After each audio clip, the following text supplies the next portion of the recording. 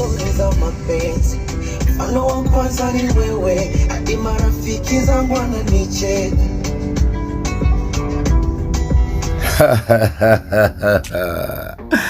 Yes guys, igitondo kiza kuri mwese mukomeza mukurikirana ibiganiro byacu umunsi ku wundi. Ni wa musore wanyu ari we Bahati Chris ubazana ibintu bishushe cyangwa amakuru ashushe cyangwa showbiz igezweho. Rero mwege mukomeza mudukurikirana ikiganiro cyacu umunsi ku wundi. Ndakwibutsa nimba utarabasha gukora subscribe urebe ahanditse subscribe ukande kugira ngo ujye ubasha gukurikirana ibiganiro byacu umunsi ku wundi nkuko tubibagezaho. Iki gitondo rero nakusanya amakuru amwe mu byamamare. Muribuka mu myaka yashize cyangwa mu gihe cyashize uyu muhanzi Harmonize cyangwa se ku mazine bamwe basanzwe bazi y'amavuko cyangwa ababyeyi bamwise yitwa Rwabo na Kajala.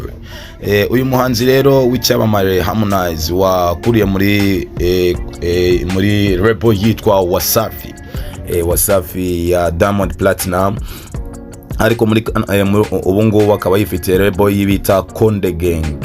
Uyu muhanzi rero mu rukundo rwe murabizi ko twamumenyere mu nkundo zagiye zitandukanye, aho yari ari kumwe n'umukobwa mu myaka yashize 2017 mu ntangiriro z'umwaka. Umukobwa we bari kumwe bitaga Sarah w'umuzungu cyangwa se w'umumetisi. Urukundo rwe rwavuzweho n'abantu benshi cyane, rugenda rwamamara ahantu henshi cyane. Dore ko urukundo rw'uyu mustar ukomeye cyane ari we Harmonize Konde Boy rwagiye rwamamara cyane ku mbuga nkoranyambaga, rugenda rusabagiraho cyane. Urukundo yari arimo nubwo rwaje kurangira nabi, ariko ntago ari yo story yatuzanye. Icyatuzanye no kugira mbabwire bimwe byaranze ino couple ya Harmonize ari kumwe nawe na Kajala.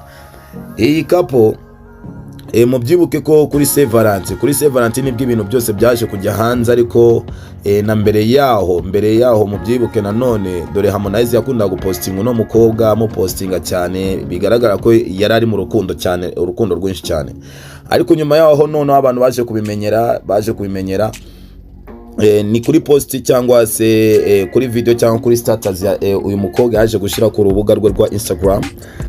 Mu minsi ishize rero nibwo uyu mukobwa Kajala yaje gupostinga nanone akavideo kamwe mu kavideo bari bafatanya ari babiri. Nibwo yaje kwandika ku rukuta rwe rwa Instagram, arandika aravuga ati nyinyi nimeambiwa sana bwana Rwabo Harmonize, hizi nyimbo zote ni za kwangu, inabidi nitowe EAP yangu sana.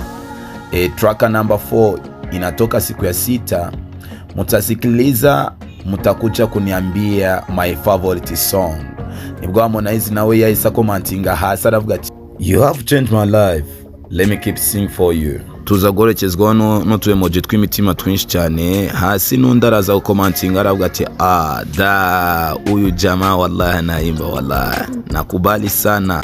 Nuko rero Harmonize amara kumubwira ati ngo you have changed my life, let me keep sing for you. Nukuvuga ngati ngo wahinduye ubuzima bwanjye, reka ngiye nkomeze nkuririmbe cyangwa nkucurangire.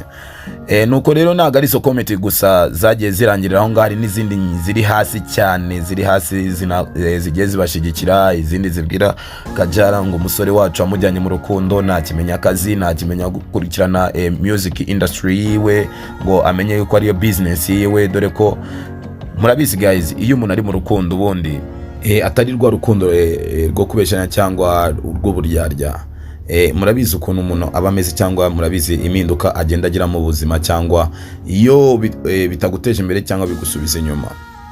So sinzi impamvu, ntago nzi impamvu. Urabona ko uyu musore we ari mu rukundo kandi urukundo ararukeneye. Urukundo mubyara ruri hagati ya Kajala hamwe na Harmonize. Mwibuke yuko Harmonize yahoraga arimo gutamarira yirirwa arira avuga ati if you love me niyo mahirwe nzaba mfite mu buzima bwanjye, nunyemera ko nunkunda nzaba mpinduye ubuzima bwose. Rero hagati yaho ngarutse Harmonize yarabiharaniye. Harmonize yahoraga abwira Kajala nimba koko Kajala amubwira ati ikintu cya mbere nkunda ni Range Rover ya modoka ibigezweho abakobwa bakunda cyane. Harmonize aravuga ati I can buy for you, nshaka kuyikugurira. Nibwo rero urukundo rwiwe yaje kurugaragaza Kajala maze kumwemera urukundo, ubona yuko Harmonize atangiye guhinduka, ubona yuko nibindi bintu bise bihinduka. So fans, abafanzi bivugira ibyabo, abafanzi babashaka ibyabo, babashaka mbese ukore iby'abandi babakeneye, siko bimeze.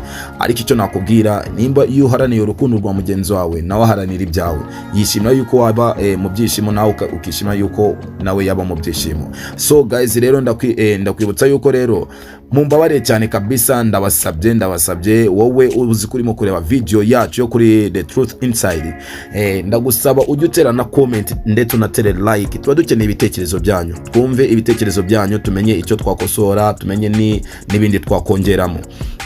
So guys, rero icyo nakubwira, ndagusaba rero wowe ukomeze, nimba utarakanda subscribe, ukande ari ahanditse subscribe, ubona akantu kari hasi k'umutuku kanditseho subscribe, kugira ngo ujye ubasha gukurikirana amakuru tukugezaho, ntakagire namwe agucika.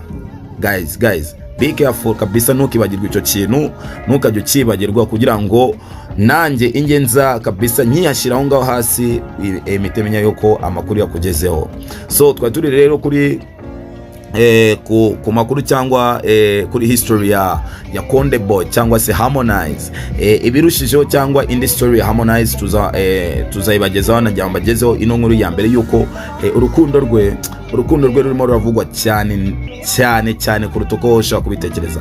Ubwo naho ubutaha rero, icyo nakubwira, wowe nsigira comment hasi, ndetse nimba ari icyo ushaka kujya tugusagize, nacyo kinsigira hasi, ndetse wibuka no gukora share kugira ngo inkuru yacu uyigeze ku nshuti zawe ndetse n'abavandimwe.